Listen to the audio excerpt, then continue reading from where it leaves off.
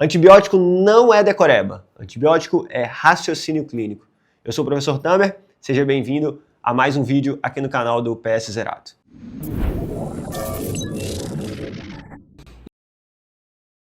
A ideia dessa aula é a gente dividir em duas partes, e a gente vai fazer algumas também ao longo dos próximos vídeos aqui no canal também, dividindo ali a antibiótico terapia empírica no pronto-socorro, como pensar nela, por sistemas, né? E a gente vai começar com o sistema respiratório, em especial pneumonia, tá? Em alguns vídeos atrás aqui eu já fiz uma aula de sinusite, e nela eu raciocinei sobre os antibióticos ali nas IVAs, né, nas infecções de via aérea superior. Agora falando especificamente da pneumonia bacteriana. Então a gente vai fazer parte 1 com 2 cenários e parte 2 com mais 2 cenários. Vamos começar aqui comigo? Olha só, o primeiro cenário, ele é bem tranquilo, mas antes da gente falar sobre ele, eu quero que vocês entendam uma coisa.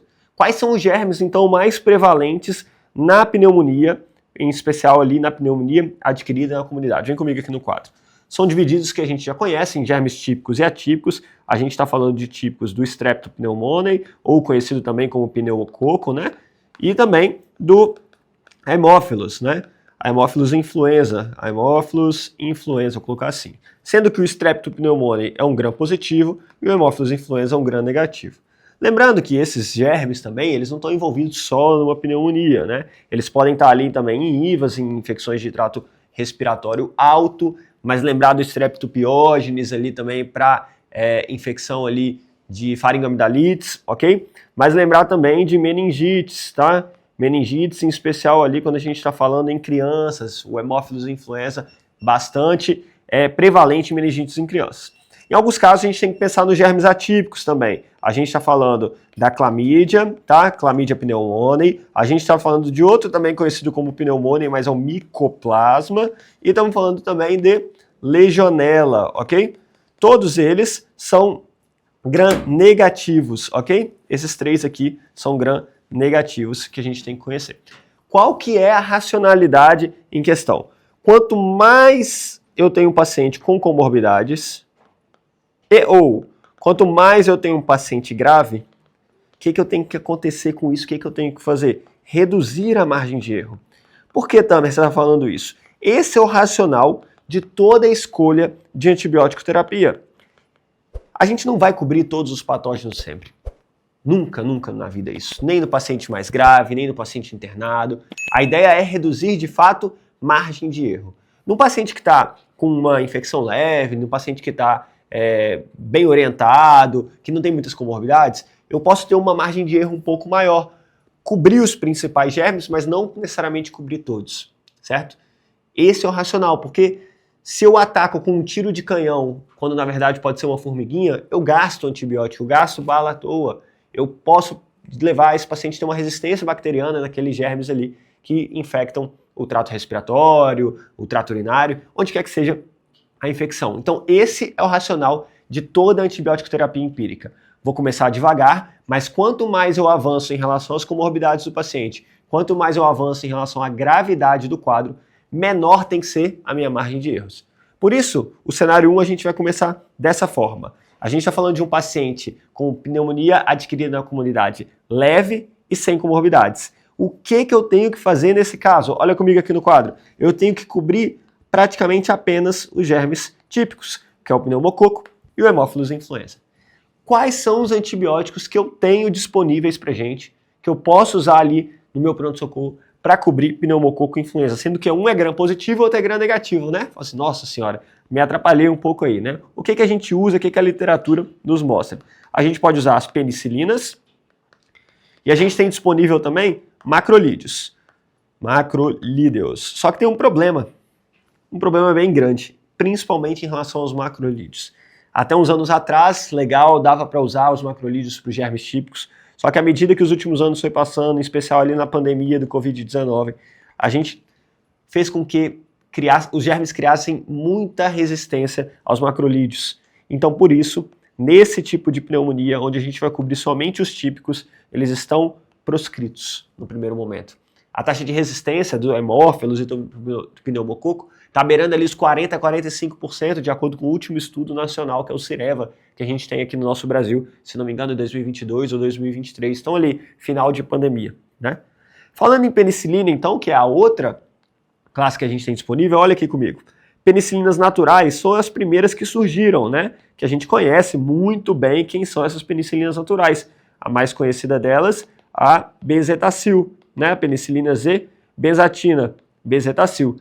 Só que, com certeza, você já tomou benzetacil na sua vida, ou já conhece alguém que tomou benzetacil na vida, que não tinha necessidade por uma dorzinha de garganta ou coisa do tipo. E aí, assim como os macrolídeos, ela criou uma alta taxa de resistência também. Então a gente vai guardar a penicilina G-benzatina ou benzetacil mais quando a gente está falando de piógenes, mais quando a gente está falando de IVAs, alta faringoamidalite. Para pneumonia, apesar de que, na teoria, a penicilina cobre o pneumococo em especial e um pouco do hemófilos ali, um pouco de gram negativo, a gente não usa porque, na prática, tem muita taxa de resistência. Portanto, surgiram ao longo dos anos as penicilinas que a gente chama de artificiais, e a gente usa demais o principal componente desse grupo, que é a amoxicilina, certo? A amoxicilina, mas também tem a ampicilina, certo? Ampicilina também bastante conhecida aqui pra gente. A cobertura é interessante, que cobre os gram positivos, e tem uma cobertura bem bacana também para alguns gram negativos. Tanto é que a gente pode usar a amoxicilina muitas vezes para infecção do trato urinário, a gente está falando ali de Escherichia coli, de proteus, quando a gente não está falando de germes multiresistentes, ok? Tem um certo grau de cobertura. Mas voltando para a pneumonia, então amoxicilina e ampicilina também. Mais um problema então, vamos trazer um problema. Ao longo dos últimos anos, da mesma forma que aconteceu com a penicilina G-benzatina ou benzetacil, a gente usa a amoxicilina para todo mundo. Todo mundo que vai no pronto-socorro com uma gripezinha, com um resfriadinho, uma coisa que às vezes é viral e a gente sabe que é viral, para o paciente não encher nosso saco, o paciente que já vem pedido, ou para a gente jogar na defensiva ali com uma medicina cada vez mais judicializada, a gente prescreve a amoxicilina para todo mundo igual água. Então vem aumentando a resistência também para a amoxicilina. E o que surgiu então para a gente de possibilidade? Associar o que a gente chama de inibidor de beta-lactamase. Então amoxicilina com clavulanato. Isso surgiu, eu vou colocar uma interrogação ali, como uma possibilidade para cobrir os germes típicos resistentes, que há uns anos atrás não eram tão prevalentes, mas com o advento ali de cada vez mais antibióticos, com a difusão ali da amoxicilina, foi criando então germes típicos resistentes também às penicilinas artificiais. Tanto é que algumas diretrizes de infectologia, de clínica médica, de otorrino e tudo mais, já vem orientando como primeira opção não mais apenas a amoxicilina, mas a amoxicilina com clavulanato. Tudo bem? Então, o que eu escolho também? Amoxicilina ou amoxicilina com clavulanato? Em literatura, tanto faz ainda, não há nada afirmado 100%. Vai depender muito do seu paciente. Então você pode usar ali então a amoxicilina, para esse primeiro caso, de 500 mg de 8 em 8 horas, ou pode usar também 875 mg de amoxicilina de 12 em 12 horas, e aí a gente está falando de 3 a 5 dias de tratamento. Tá? Em alguns casos, né, a gente pode associar o inibidor da beta-lactamase, que é o clavulanato, que é 125 mg, independente se é a amoxa de 500 ou a amoxa de 875. O que ele vai fazer não é tratar, ele vai ajudar a inibir a enzima que causou resistência nesses germes típicos. Beleza? Então, PAC leve, sem sinais de gravidade, sem comorbidades. A gente está falando das penicilinas, em especial as penicilinas, né? Mas as penicilinas naturais com altíssima taxa de resistência, pouquíssimo efeito ali para pneumococo, para hemófilos, a gente vai guardar para piógenes, para infecção de via aérea superior, ok? Quando for bacteriana. E então a gente vai usar as penicilinas artificiais, a amoxicilina e ou amoxicilina com clavulanato, 500 de 8 em 8, 875 de 12 em 12, 3 dias muitas vezes já resolve, mas a gente pode levar até 5 dias. Vamos para o segundo cenário? O segundo cenário, eu ainda estou falando de um paciente com pneumonia adquirida em comunidade leve, só que esse paciente com algumas comorbidades, hipertenso, diabético, dislipidêmico. Então, o que acontece quando a gente ganha, então, um pouco de comorbidades que a gente conversou lá no começo da aula? A gente precisa reduzir um pouco a margem de erro. Portanto, no quadro comigo, a gente tem que cobrir tanto os germes típicos como os germes atípicos. Nesse caso, a gente tem que cobrir os dois grupos de germes. Então, a gente já conversou, né, que para os germes típicos, a gente vai usar as penicilinas. E para os germes atípicos, a gente vai associar agora, nesse caso, deixa eu apagar aqui, a classe dos macrolídeos. Também, você não falou que macrolídeo tem alta taxa de resistência? Tem, em especial para os germes típicos, mas ainda tem um espectro de ação interessante ali para os germes atípicos. Ou, em alguns casos, caso eu precise de uma monoterapia, eu posso usar uma quinolona respiratória. Ok? É uma possibilidade também, a gente está falando do levofloxacino.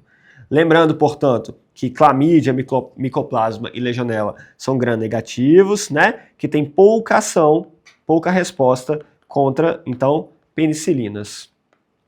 Por isso que a gente tem que associar, né, uma segunda droga ali nesse caso. Dos macrolídeos, o que a gente está falando? Você conhece muito bem. Você conhece muito bem. Azitromicina, claritromicina e até mesmo também uma menos usada aí, que é a eritromicina, certo?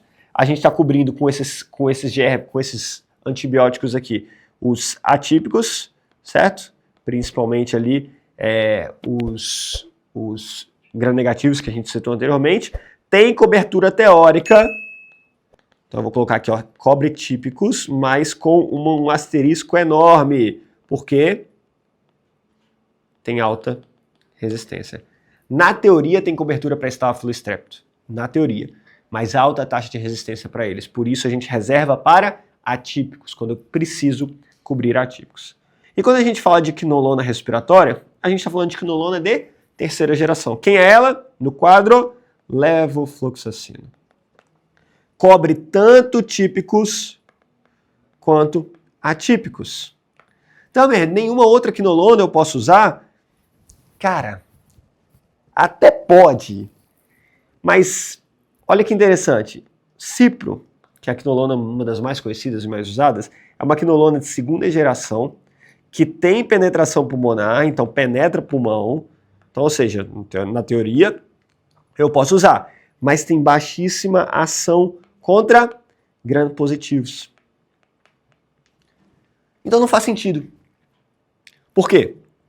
Porque o pneumococo, que é o primeiro, segundo, terceiro, quarto germe mais clássico de pneumonia, é um gram-positivo. Então, não adianta eu usar a quinolona de primeira ou segunda geração. Eu tenho que já cobrir gram-positivo e negativo se eu quero ter a ideia de usar monoterapia, com levofloxacino, que é uma quinolona de terceira geração.